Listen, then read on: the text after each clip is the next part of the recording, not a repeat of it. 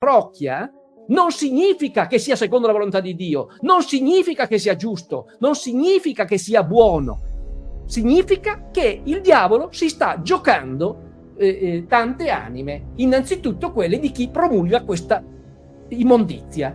Vedi, Giovanni? Quindi, insomma, non si può continuare a prendere questo cazzo di diritto canonico e esaltarlo come se fosse il Vangelo. Non si può continuare a prendere questo cazzo di diritto canonico e esaltarlo come se fosse il Vangelo. No, non è il Vangelo.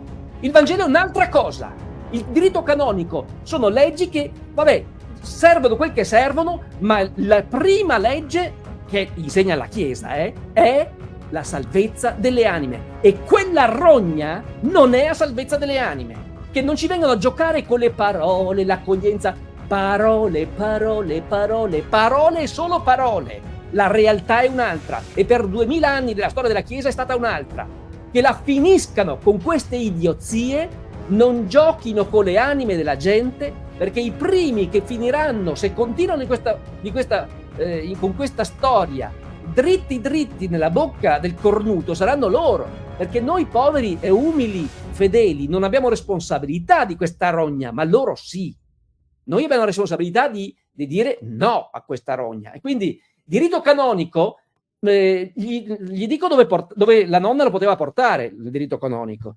Quando viene tirato fuori questa cosa qui, la legittimità è ormai irrilevante, perché nell'ambito sì, tutto legittimo, ma ingiusto, e chi obbedisce sbaglia, perché noi siamo sottomessi alla legge di Dio prima che alla legge degli uomini. Certamente. Non si può continuare a prendere questo cazzo di diritto canonico e esaltarlo come se fosse il Vangelo.